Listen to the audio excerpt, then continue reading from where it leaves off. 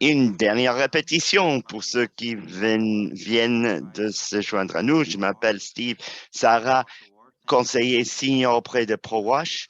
Merci à vous tous d'avoir voulu être présents ici.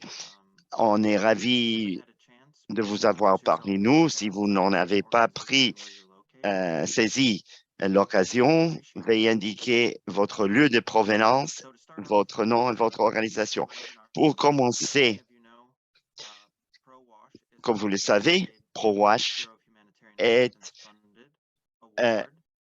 une subvention financée par le Bureau d'assistance humanitaire de l'USAID qui aime donner un soutien de création des capacités à nos subventionnés. C'est une série de 3 webinaires sur les liens entre le WASH et la nutrition, spécifiquement sur le travail qu'a réalisé ProWash avec les partenaires pour générer plus d'évidence, des preuves sur les risques environnementaux pour les enfants et après pour appliquer ces risques à nos programmes. Je voudrais que vous sachiez que l'interprétation en français est disponible pour le webinaire. Si vous avez envie de vous y joindre, cliquez sur le globe terrien sur le bas de votre écran où est écrit interprétation et puis cliquez sur votre langue prédilecte. Une fois choisi la langue, vous pouvez mettre en sourdine la bande sonore originale ou l'entendre dans le fond, si vous voulez. Si vous avez des questions techniques pendant la séance, écrivez un message privé sur le chat à ProWash. On va enregistrer et en anglais et en français au cas où vous voudriez l'écouter plus tard. Si vous avez des questions pour les présentateurs aujourd'hui, postez vos questions sur le chat et on va réserver un temps pour vos questions à la fin de la séance. Sans plus, je présente nos présentateurs. D'abord, Tino Muvuti, qui est conseiller technique WASH de ADRA, qui est un partenaire d'exécution de la sécurité alimentaire à Madagascar sur un programme qui s'appelle Fiovana. Ils ont travaillé avec nous, avec nos collègues de Aquaya, Chloé Poulain et John Trimmer. Chloé et Poulain ont réalisé les recherches qu'on va présenter aujourd'hui. Et d'abord, Tino va donner une brève description de Fiovana comme projet et ses objectifs et la relation de cette recherche. Après, Chloé approfondira les détails de la recherche en ce qui concerne les méthodologies, les résultats et les lieux. Sans plus, je passe la parole à Tina. Merci. Bonjour, bon après-midi, bonsoir. Le projet Fiovana est une activité de résilience alimentaire.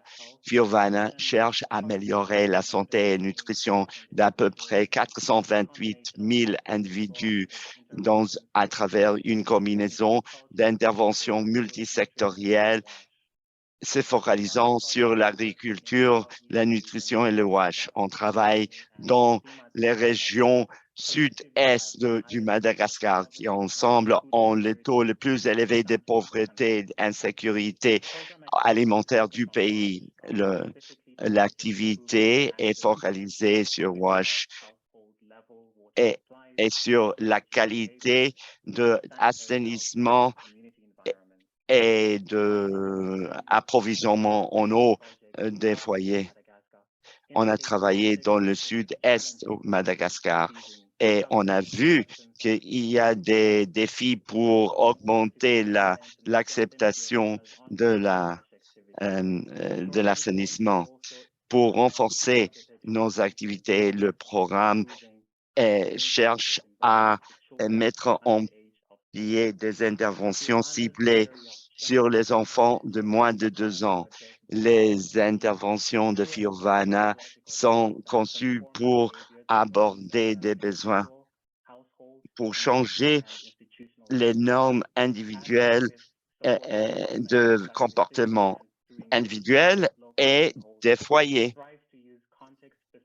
On essaie d'utiliser des méthodes spécifiques pour le contexte, pour aborder des composantes sociales et comportementales de la santé et de la nutrition. Fiorvana s'est rendu compte qu'il serait important de rechercher ce qui est important lorsque les excréments finissent dans l'environnement. Quels sont les risques de santé publique, surtout pour les enfants de moins de 2 ans? Qu'est-ce que doit savoir un projet Fiorvana pour pouvoir intervenir de façon efficace, une meilleure compréhension des voies de transmission des agents pathogènes et des interventions qui peuvent interrompre ces voies peuvent permettre des adaptations, des interventions mieux adoptées. Après quelques mois et des apports de quelques experts, on a pu voir la conclusion de l'étude et donc à ce moment, je vais passer la parole à l'équipe superbe euh, à- qui a mené à bien la recherche. Merci. Maintenant, je vais présenter le résultat de l'étude des voies pathogéniques pour les enfants de moins de 2 ans dans les zones d'intervention de Fiorvana du sud de Madagascar. On a travaillé sur l'étude au cours de la dernière année. Je vais en présenter les résultats. D'abord, pourquoi est-ce qu'il est important de étudier les voies d'exposition aux agents pathogènes, être exposé aux selles animales et humaines peut causer des infections intestinales qui peuvent mener au diarrhée, qui est la troisième cause de mortalité et mobilité entre les enfants de par le monde. Au Madagascar, 50% des enfants de moins de 5 ans ont donné positif pour les micro-organismes intestinaux pathogéniques et ils peuvent avoir un mauvais appétit, les diarrhées et l'anémie. Entre les enfants de moins de 5 ans, 50% ont une croissance prématurément arrêtée et la mortalité est assez élevée, 62 sur 1000 au niveau national.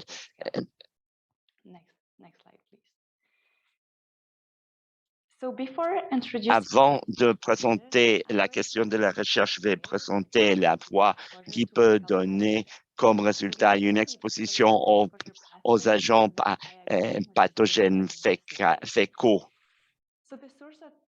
La source pathogénique peut être les selles animales ou humaines et l'agent pathogène peut être ingéré directement ou indirectement par les êtres humains.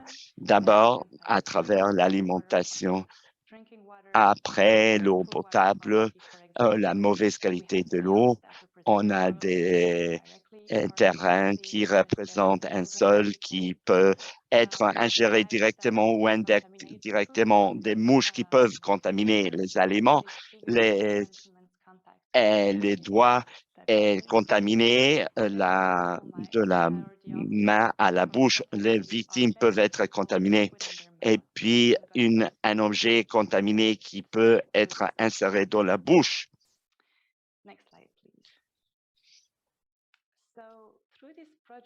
Donc, à travers ces projets, on a voulu répondre à deux questions principales de recherche. D'abord, quelles sont les voies principales d'ingestion des agents pathogènes fécaux des enfants de moins de 2 ans dans le sud-est de Madagascar? Et deux, quelles sont les interventions spécifiques qui pourraient interrompre ces voies? Et cette intervention devrait considérer les contextes locaux et les défis locaux. Par exemple, les normes culturelles et religieuses, par exemple. Je vais commencer par les méthodes.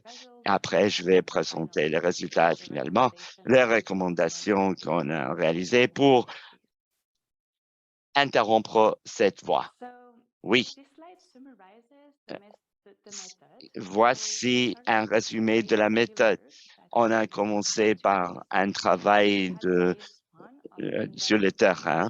D'abord, observation des enquêtes d'1 heure de chaque foyer avec des questions WASH, 2 à 4 heures d'observation stricte du comportement des enfants et troisièmement, un échantillage et la deuxième phase de travail sur le terrain était une enquête plus raccourcie.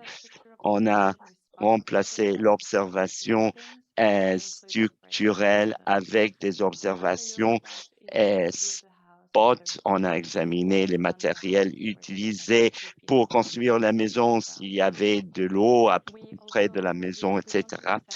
On a continué à prendre des échantillons des E. coli pour chaque foyer. Et puis, on a pris des échantillons pour analyser la présence d'autres agents pathogènes. Il y a eu un cyclone et donc on a repris le travail sur le terrain quelques mois plus tard. On a étudié 20 foyers après le cyclone et pour la deuxième phase, on a étudié 185 foyers. Après le travail sur le terrain, on a réalisé une analyse statistique utilisant le QMRA pour évaluer le risque d'infection et maladies associées à différentes voies d'exposition. Et puis, on a fait nos recommandations. Donc, notre étude a eu lieu dans 3 régions du sud-est du Madagascar. On a visité un total de 21 villages qui s'appellent Fokotani en Madagascar. Vous pouvez apprécier les étoiles en pourpre à gauche. Donc, on a choisi de différents lieux pour avoir une bonne représentation des groupes ethniques et des groupes agroécologiques. Un autre aspect, c'est que les villageois ne soient pas à plus de 3 heures de distance de conduite du laboratoire pour pouvoir analyser l'échantillon dans un délai de 6 heures de sa prise. En plus des enquêtes de foyer et l'échantillage de E. coli, on a ramassé des données pour pouvoir développer des recommandations appropriées pour caractériser la conduite des enfants. On a examiné si l'enfant était à l'intérieur de la maison, à l'extérieur de la maison ou à la cuisine. On a informé sur le lieu spécifique de l'enfant dans l'environnement. L'enfant pouvait se trouver sur un terrain amélioré, par exemple sur un tapis ou sur le sol tout court ou en dehors du sol, par exemple sur le dos des parents. Il y avait 2 autres options. Si l'enfant était près de l'eau ou d'un vide ordure ou dans une zone de poubelle. On a examiné l'activité de l'enfant et on a analysé les activités une par une et on a enregistré la fréquence de contact des mains à la bouche. Donc, après le travail sur le terrain, on a réalisé un QMRA et le risque d'infection et de maladies associées à cette voie. le QMRA, l'évaluation des risques microbiens quantitatifs, est composé de 4 poids. D'abord, on a choisi les pathogènes E. coli. On a décidé de travailler sur une des variantes des E. coli après avoir identifié l'agent pathogène. Et là, on a fait une évaluation d'exposition. On a choisi 4 voies d'exposition avec lesquelles travailler. Et on a choisi l'eau potable, les sols, les aliments cuits et crus et les contacts main à la bouche. Et on a pris des échantillons de E. coli dans chacune de ces voies. On a travaillé. And we didn't work neither with flies as On n'a capturing pas travaillé avec les mouches parce que ça exige d'autres ressources qui étaient difficiles à obtenir dans les zones lointaines.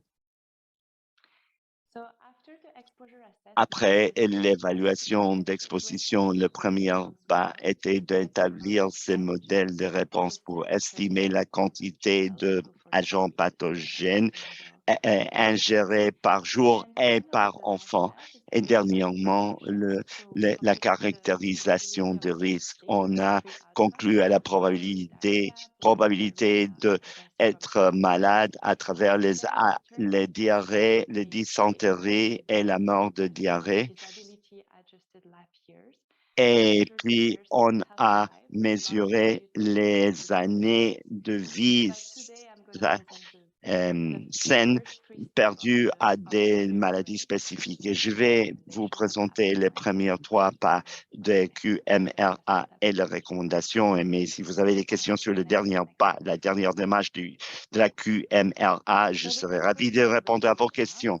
On va passer aux résultats maintenant. Je vais commencer par quelques statistiques générales sur les foyers et les enfants observés, et puis je vais décrire la conduite des enfants. On a enquêté auprès de 120 foyers après le cyclone. 185 foyers dans la deuxième phase. On a divisé les enfants dans 3 catégories d'âge, de 0 à 6 mois, 7 à 12 mois et de 13 à 24 mois. Et comme vous pouvez voir, on a eu 2 fois plus d'enfants dans la 3e catégorie. Et cette catégorie correspond à une phase spécifique du développement des enfants. En ce qui concerne la nutrition, le pourcentage des enfants in the 0 to 6 months category diminue avec l'âge. Le pourcentage d'allaitement diminue avec l'âge. Entre 82 et 86% des enfants continuaient à allaiter. Vous pouvez voir que ça change avec l'âge.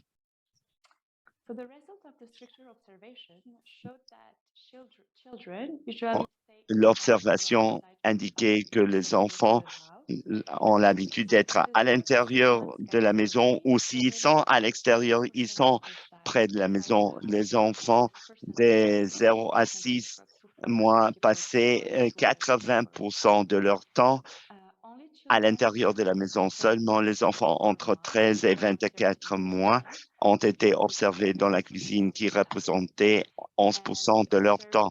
Et on a observé seulement un enfant dans la zone du bétail, et on n'a observé aucun enfant sur le terrain, qui a pu être dû à un préjugé d'observation, parce qu'on arrivait sur le champ vers 9 heures du matin, mais les gens qui travaillaient sur le camp les gens étaient déjà partis parce que normalement, ils partent très tôt le matin.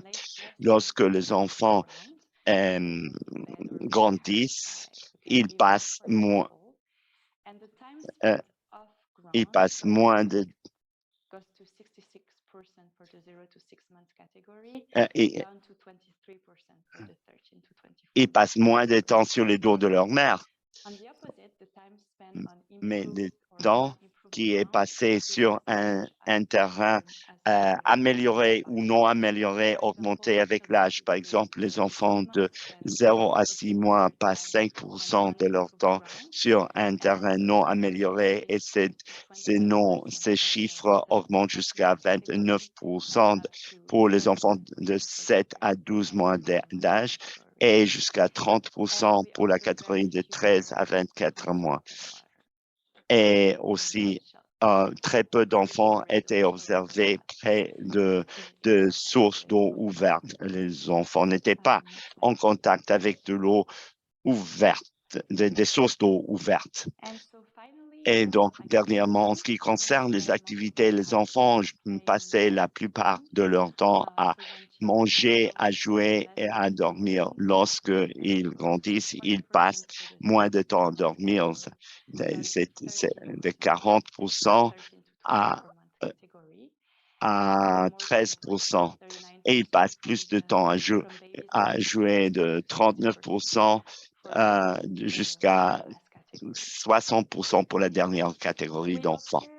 On a observé seulement 3 enfants parmi 35 qui se lavaient les mains. Ici, il aurait pu ici introduire un autre préjugé d'observation. Nos observations avaient lieu entre 10 heures et 11 heures et 3 heures. Entre 11 heures et 3 heures, qui explique pourquoi les enfants passaient un quart de leur temps à manger et à boire, ce qui est beaucoup. En plus de la conduite des enfants, on a ramassé des données sur l'accès à WASH et on a vu une très bonne réaccès à des services WASH. Par exemple, le résultat recueilli indiquait que seulement 30% des foyers avaient accès à une source d'eau améliorée et autres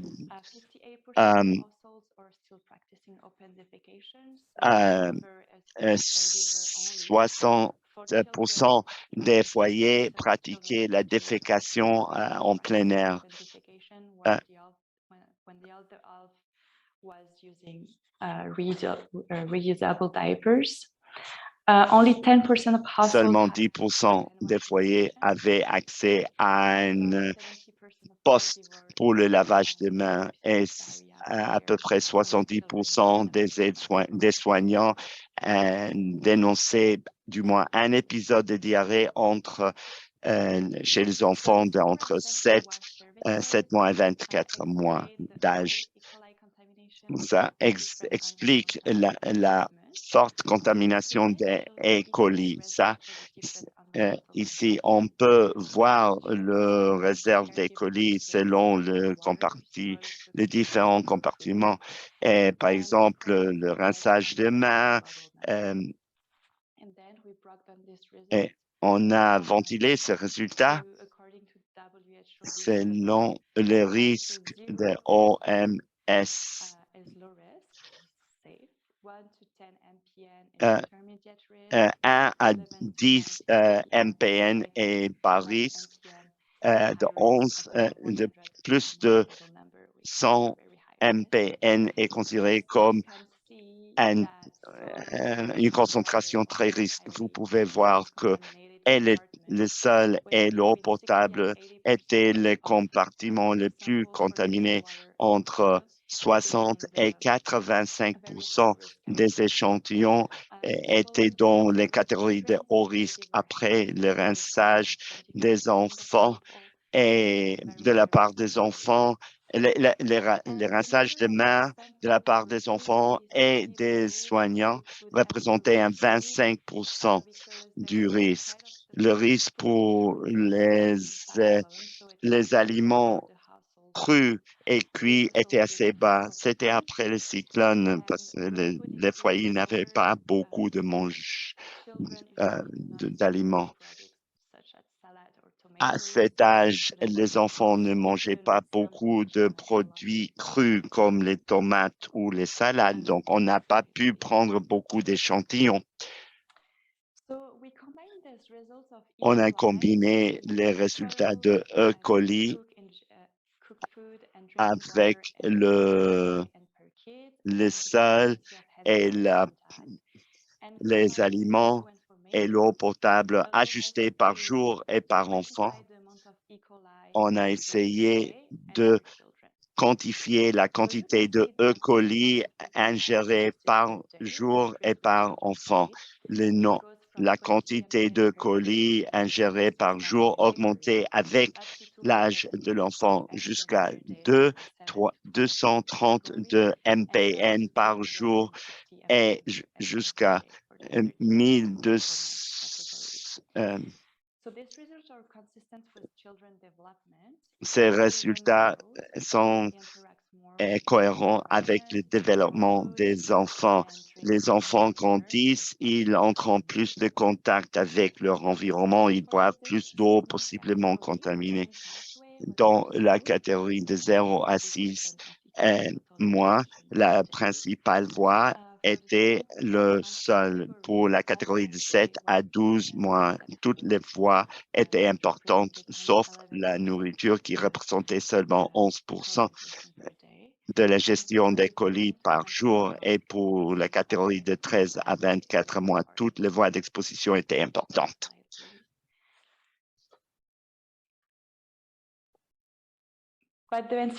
Mais les incertitudes sont élevées quand on considère les résultats d'autres études. Sur cette diapositive, on montre l'éventail d'incertitudes et le noir représente notre calcul selon nos données sur le champ. Mais donc, on a un éventail assez élevé d'incertitudes.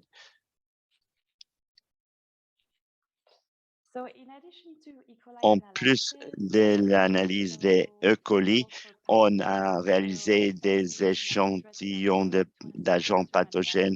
On a envoyé plus de 100 échantillons au lab Pasteur de Madagascar.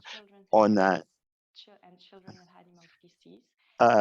fait des échantillons des selles animales et des enfants et des rinçages de mains des enfants, du sol et de l'eau potable. Ces échantillons sont toujours en cours d'analyse. J'espère pouvoir les partager un jour avec vous. On a travaillé avec ADRA et Bensica, qui sont nos partenaires locaux, pour fournir quelques recommandations spécifiques sur la meilleure manière d'interrompre ces voies. Je vais commencer par une recommandation générale avant de voir les recommandations spécifiques qu'on peut offrir pour chaque voie. La prochaine diapo, s'il vous plaît. Pour les projets Fiovana, AGRA a différents agents sur les terrains dans chaque région et ces agents des terrains sont là pour soutenir les communautés. Notre première recommandation serait de renforcer leur travail. Le premier pas serait d'identifier les goulots d'étranglement dans les changements des comportements. Les gens peuvent avoir connaissance de bonnes pratiques d'hygiène, mais ne les mettent pas en exécution dans leur vie quotidienne. Plus de 80% des soignants disaient qu'ils lavaient les mains de leurs enfants plus de 3 fois par jour, mais on a observé que 3 enfants de 35 qui se lavaient les mains. Deuxième pas serait de promouvoir les propres solutions des communautés et ainsi que les foyers modèles pour encourager d'autres foyers à adopter des pratiques sûres de hygiène. Ça peut être fait à travers des réunions, des consultations communautaires régulières. menée par un leader local ou pour un agent de santé communautaire. Là, les gens peuvent partager leurs idées sur la façon d'améliorer l'hygiène à leur maison. Troisièmement, soutenir et développer la planification d'action au niveau du foyer. Les travailleurs sur le terrain peuvent visiter les foyers et les aider à développer des plans d'action pour satisfaire des besoins spécifiques de la maison, par exemple une latrine, mais améliorer la latrine, construire des postes pour le lavage de mains ou pour développer des pratiques spécifiques d'hygiène, par exemple l'utilisation des nappes, des couches réutilisables pour les enfants. Et dernièrement, on utilise euh, on sait que on se focalise sur les catégories de 7 à 24 mois parce que eux, ils ingéraient plus de E. coli par jour. Maintenant, je vais vous fournir des recommandations spécifiques pour une voie spécifique. On va commencer par l'eau potable qui représente à peu près 20% des E. coli ingérés par jour. Pour l'eau potable, les gens devraient être encouragés à utiliser des sources d'eau améliorées. 30% prennent leur eau du fleuve. On voudrait encourager le traitement de l'eau au point de sa collecte parce que le traitement d'eau est une des interventions les plus efficaces pour limiter l'ingestion des pathogènes pour l'eau potable. Et par exemple, en utilisant un système de chloration ou un distributeur de, euh, déclaration pour traiter de façon appropriée l'eau.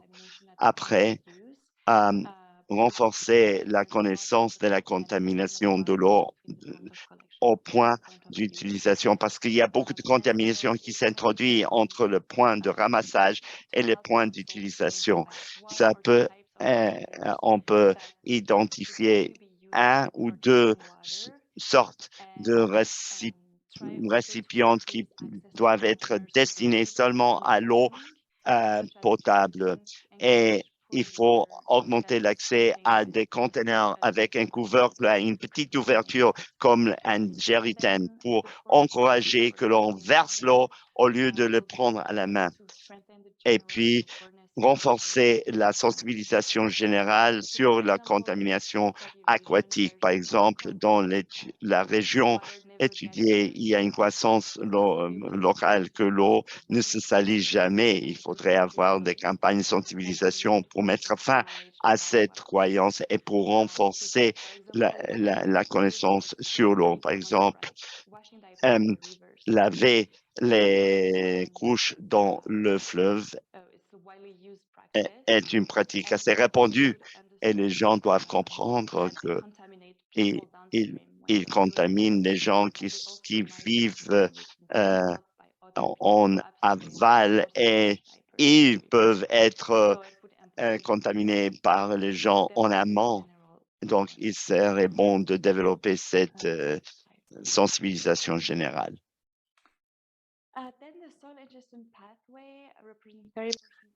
Et les gestions de terrain qui représentent des sols qui représentent 30% des E. coli ingérés par jour.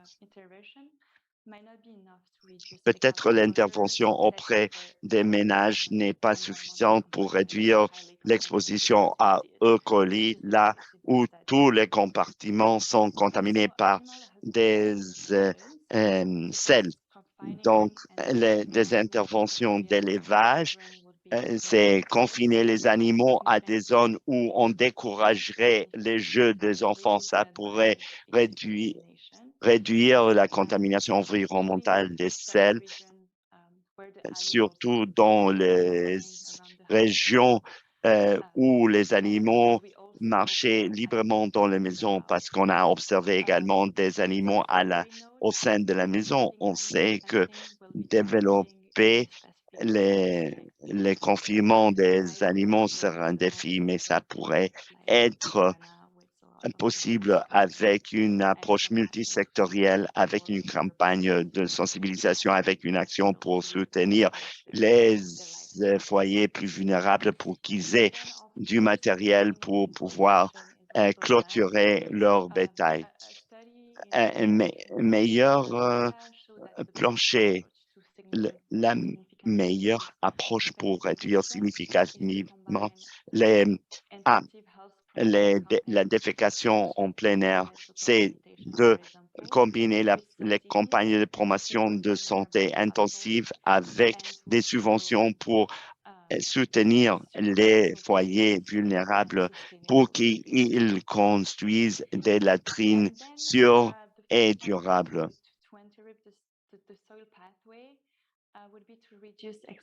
Et puis, réduire l'exposition au sol contaminé en améliorant le matériel des planchers au Madagascar.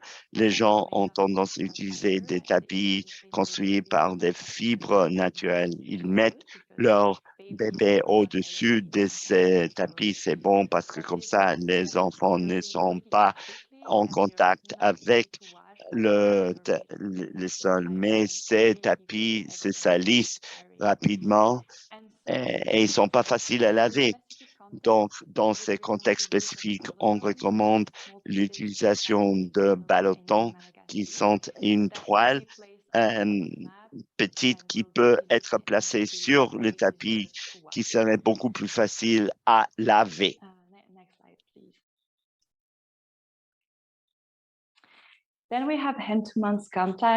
On a les contacts de la main à la bouche qui représentent entre le 20 et 30% des œufs colis ingérés par jour. Pour cela, on recommande évidemment la sensibilisation et une connaissance accrue des risques associés au comportement de mettre la main dans la bouche, par exemple des discussions de groupe pour parler des solutions appropriées pour interrompre cette voie. Et on peut aussi penser à utiliser des outils de visualisation pour, par exemple, du matériel scintillant pour représentant la contamination, pour que les gens puissent visualiser la contamination. Puis, le développement d'installations pour le lavage de mains. On peut soutenir et promouvoir la construction des installations pour le lavage de mains de bas coût avec du matériel local. Et il serait bon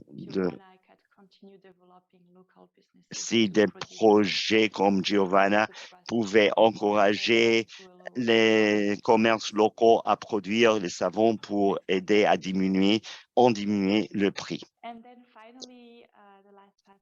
Et dernièrement, la dernière voie, c'est les aliments cuits qui représentent entre 11 et 30% des œufs colis ingérés par jour. Pour interrompre cette voie, on devrait encourager la bonne hygiène et se focaliser sur le lavage des mains avant la préparation des aliments, encourager l'emmagasinement sûr et pour empêcher la contamination par les mouches et les poux. Et il faut aussi développer une sensibilisation sur la contamination introduite à travers les animaux domestiques. On a constaté la présence des selles du bétail dans la maison. Il faut développer cette sensibilisation pour s'assurer que les enfants restent à l'extérieur. Ça pourrait aider. Merci. Prochaine diapo, s'il vous plaît. Et dernièrement, les conclusions. On a vu que l'impact augmenté ou les contacts augmentés avec l'âge. Il y avait plus de contacts avec les aliments et l'air. Il y avait plus de contacts avec la poussière.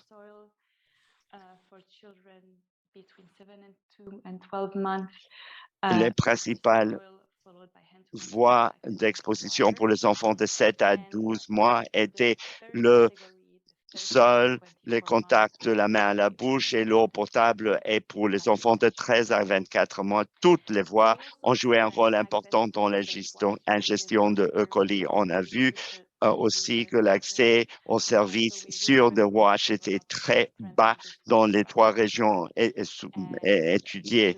On recommanderait le développement et le renforcement d'infrastructures WASH et à continuer à travailler sur les campagnes de sensibilisation pour promouvoir un changement de comportement durable.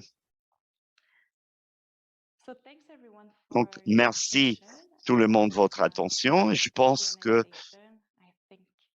on a un moment pour des questions et des réponses. Vous pouvez écrire vos questions sur le chat et Steve va modérer cette séance de questions-réponses. Merci, Chloé, de faire la présentation de la recherche et des résultats. On est très reconnaissant. Merci à l'équipe pour avoir mené à bien la recherche. Merci à Fiovana pour avoir facilité cette recherche. On a une liste d'à peu près 10 questions que je vais aborder dans un moment. Je voulais simplement donner un peu plus de contexte en ce qui concerne les résultats et ce qu'on pense collectivement entre Porwash, Avaya, Fiovana. Le 3e webinaire de cette série va unir nos équipes de recherche des projets du Madagascar et du projet sœur de recherche au Kenya qui sera présenté le 17 novembre. Le 3e webinaire unira ces équipes pour parler de comment on va apprendre ces résultats assez prévisibles qu'on a découverts sous cette recherche et comment ces résultats seront contextualisés à travers les programmes pour intégrer des solutions spécifiques au plan de travail de ces programmes continus. Gardez cela en tête et j'espère que vous voudrez écouter cette discussion au 3e webinaire. Chloé, quelques questions pour vous. Si vous trouvez que quelqu'un d'autre est mieux placé pour répondre, n'hésitez pas. La première question était s'il y avait des raisons spécifiques pour lesquelles vous avez conçu cette recherche en phase. Et il y avait des choses de la première phase qui ont influencé les 2 dernières phases. C'est une bonne question. Oui. Donc, la première phase était l'observation en profondeur. On voulait avoir une idée de la conduite des enfants où on pouvait trouver la contamination dans l'environnement à travers l'échantillon de E. coli. Selon le résultat de l'échantillon de E. coli, on voulait réduire l'échantillon pour la 2e phase, mais on s'est rendu compte que tout avait été contaminé dans la première phase. Donc, on a décidé de garder la même approche pour l'échantillage de la 2e phase.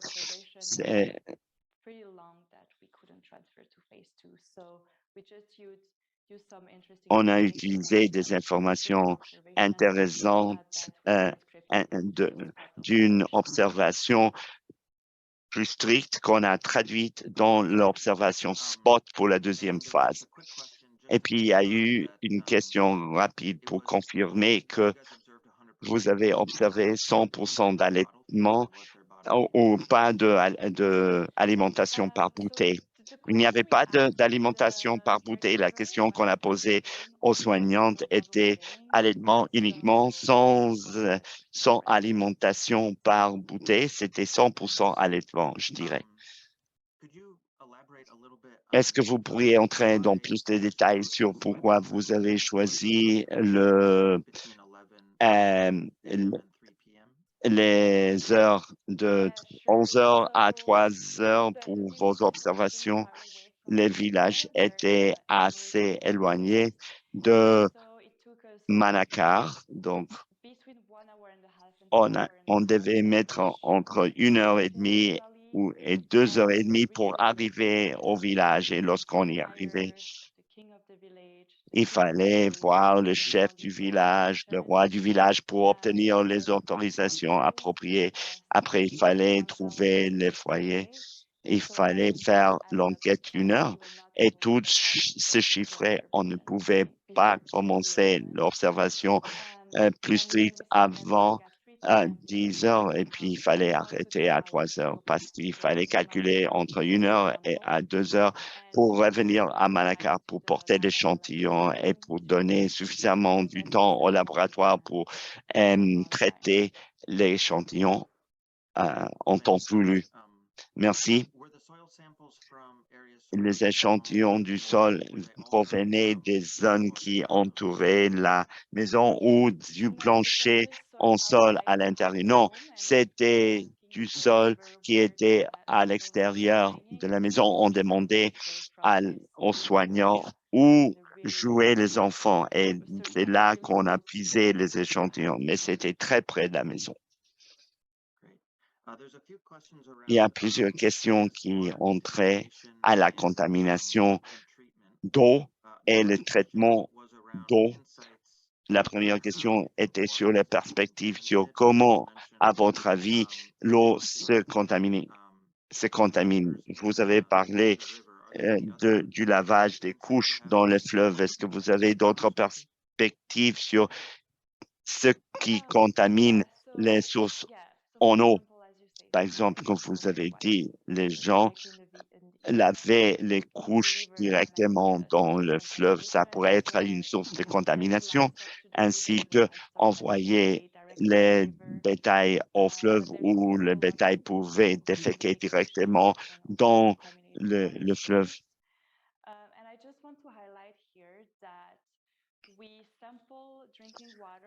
On prenait les échantillons de l'eau potable près de la maison, pas au point de la collecte.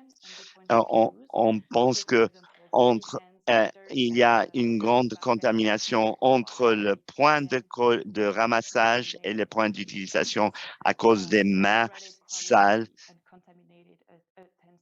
les ustensiles contaminés ou une un seau petit qui est utilisé peut être contaminé et contaminer l'eau ou recontaminer l'eau. Vous avez mentionné dans vos recommandations des solutions de traitement d'eau au point de collection, au point de ramassage. Pourquoi est-ce que vous n'avez pas mis plus l'accent sur cela? Les traitements d'eau au point de ramassage montraient des résultats, mais quelques études montrent qu'il est difficile de traiter l'eau de manière durable à long terme à l'intérieur de la maison. C'est pour ça qu'on a privilégié l'option de traiter l'eau au point de collecte dans cette étude parce que c'est une manière plus durable de le faire, si c'est possible. Très bien.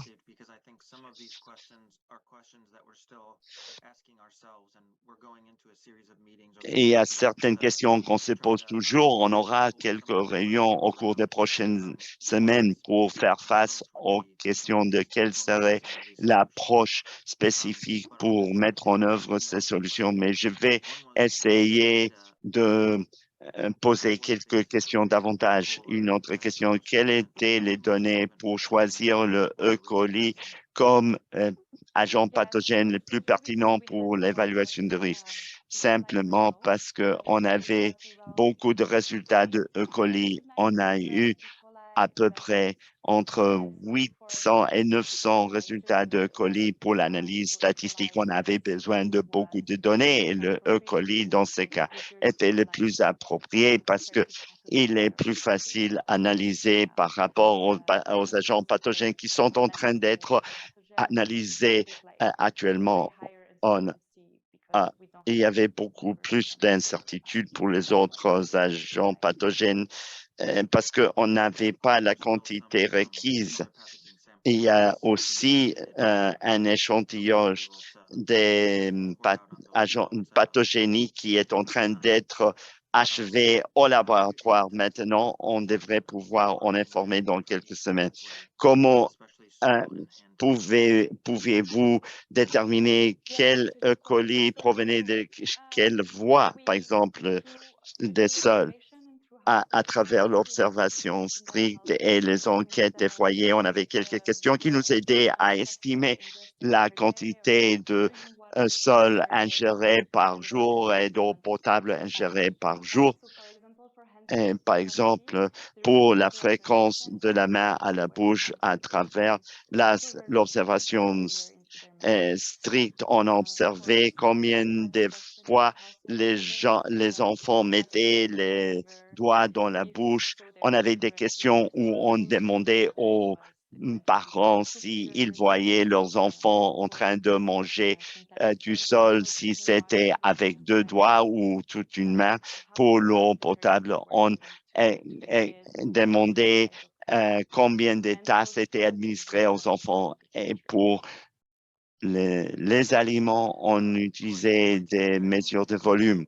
Merci. Je vais vous donner une petite pause et je vais ouvrir la voie à John et à Tina, aux autres membres de votre équipe. Il y a beaucoup de solutions recommandées pour le changement de comportement. Si on devait choisir un ou deux ou trois comportements sur lesquels nous focaliser, est-ce qu'il y a des informations qui puissent nous donner une piste pour le reste de la période d'exécution de Fiovana? C'est une question que je lance à vos collègues. Je peux répondre à cette réponse.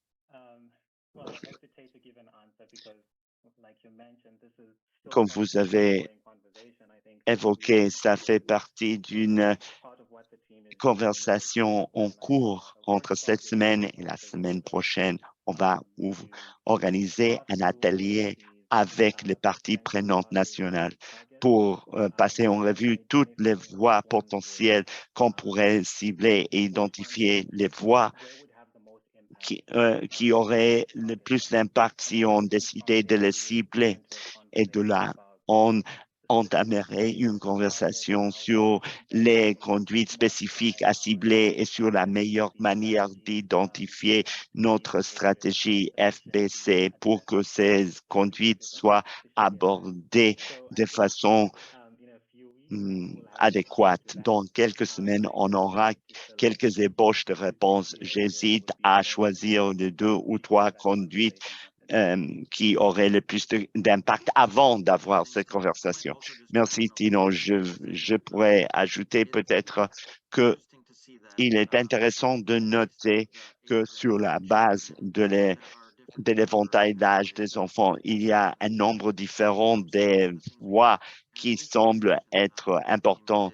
Une des choses sur lesquelles on a eu des discussions initiales avec l'équipe était de étayer, échelonner les interventions qui pourraient être importantes pendant les premiers 6 mois de vie et puis ajouter des conduites avec le temps qui pourraient être intéressantes.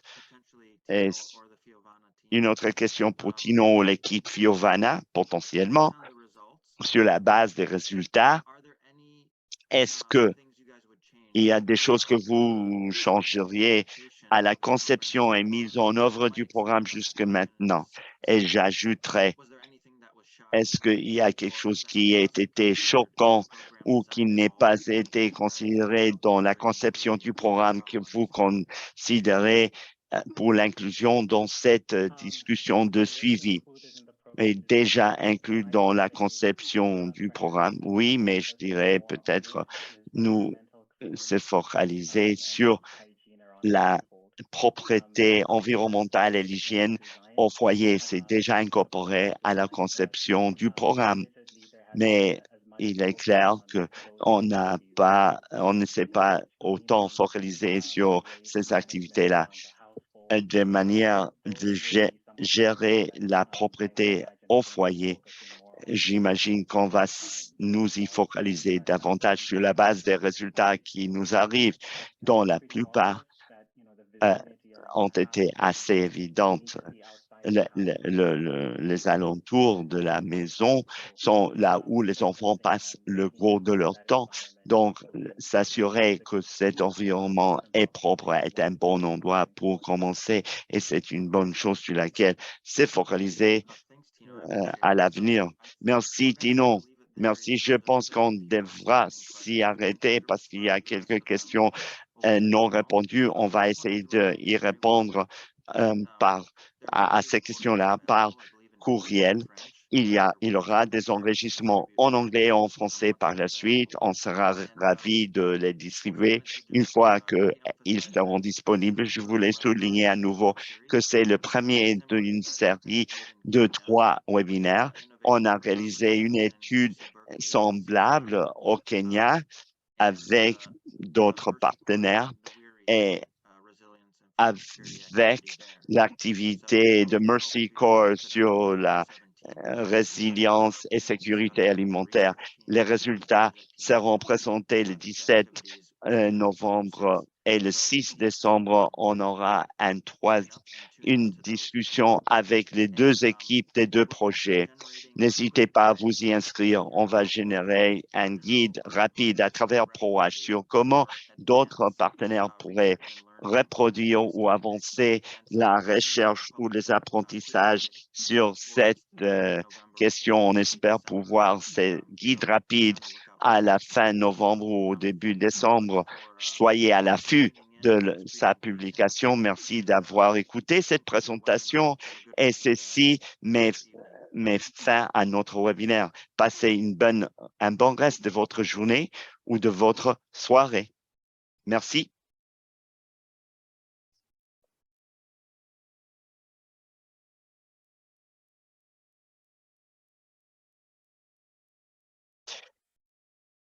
Joignez-vous à nous pour nos prochains webinaires dans cette série. La deuxième partie aura lieu le 17 novembre 2022, la partie 3 le 6 décembre 2022.